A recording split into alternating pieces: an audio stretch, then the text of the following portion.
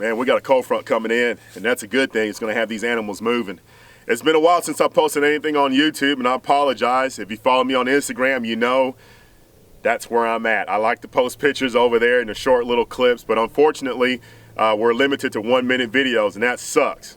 You know, especially when you're trying to get a little bit of info out on the equipment that you're using. And that's what I want to do right now.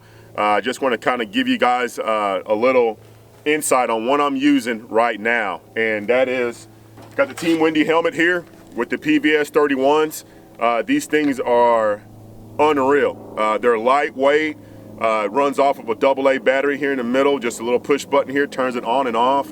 I've got a few hours behind it, and I can tell you right now it's going to be hard to use anything else. These things are kick-ass, man. And up here I got the PWS. This is the MK116 MOD2 chambered in 7.62 by 39. And I'm currently pushing about 600 rounds and 0 issues. We all know that the AR platform can be a bitch in this caliber.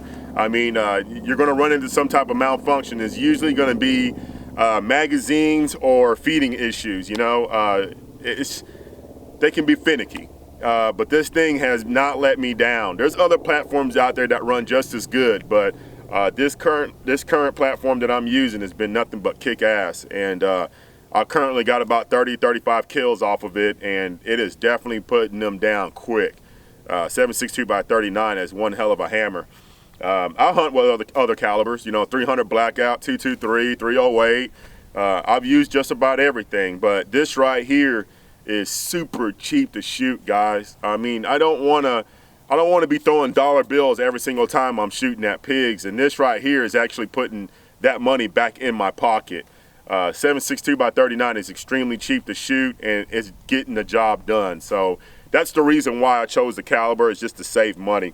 But I tell you what, this does not run with PMags, and I can give you a heads up real quick. If you're getting into the 7.62 by 39, stick with the C product magazines. Don't run anything else. The C products they're just more reliable. I got the ASCs, and those things don't run good at all. They just don't feed the ammo up right. So anyways, let's get to the scopes here. So up here I got the Vortex. This is the Vortex Gen-II 1:6 by 24, and I don't know why it took so long for them to come out with this. I love this thing. I used to have the PST Gen-I, the 1:6 with the TMCQ reticle, and that thing was badass. But unfortunately, with the exposed turrets, I was always bumping it, and I was knocking my zero off all the time. And when they came out with this, I was like, wow, this is basically the twin to the Razor. It really is. The same reticle and everything. You put them side by side, they look the same, but this one's a little bit longer. And you know what? If you're in the market for a low variable scope, don't hesitate to try out the PST Gen-II 1:6. It's a badass scope, man. It's going to be I don't see how sales are going to be any good on the Razors. It's a no-brainer. I mean, like, you know, if I was in the market, I wouldn't even look at the Razor. I would just pick up the damn PST Gen-II. But anyways, right here in front of it, I have the 320 Skeet IR from Ultimate Night Vision, and this thing has been a blessing. I mean, it's small, it's lightweight. I can scan with it, and as soon as I see a pig or a coyote, I just clip it right in front of my day optic, and I pull the trigger and put the animals down. As long as I keep this down on 1 power, I'm pretty comfortable with it. Once you start cranking up on it, it gets a little too magnified, and the image starts to get a little pixelated. But for it being a 320 core, you guys would be amazed. I mean, this thing, it outshines a lot of 640 cores out there in the market right now. But that's just the way I like to use it, man. I've always liked using clip-on thermals in front of my day optics. That's just the way I like to hunt. And so basically what I'll do is I'll scan with the Skeet, and as soon as I detect or find some animals, I will flip down to 31 and I'll go in on stalk. And once I get within good range, I would just flip the 31s up and put them down with the Skeet. So this is my setup.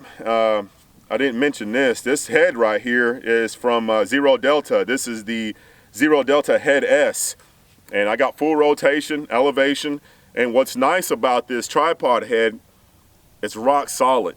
All right, it's rock solid and it's quiet. I'll take it off real quick. Hold on. Let me show you guys this real quick. We all know when you're going on these stalks, I stalked some pigs literally 100 yards from where I'm standing right now, and I got within 30 yards of them, and they never knew I was there. And listen to this. No rattle. This thing is quiet. That's what you want. You want a quiet tripod. And folks ask, well, why are you using a tripod? Why not just shoot free-handed? Yeah, I've done that. It works.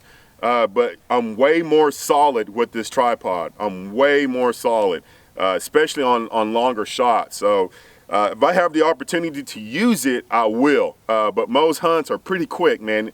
Animals will pop up out of the tree line. You don't have time to mess with this. I usually just throw it on the ground and I'll shoot them free-handed. But yeah, that's my current setup right now. I would like to shoot the rifle, but I'm currently hunting a property right now, and I really don't want to scare things, you know, so I'll do a shooting video here in the future. And if there's anything else you guys would like to know or see, feel free to, you know, leave a comment or send me a DM on Instagram, and I will try to get some stuff together for you guys.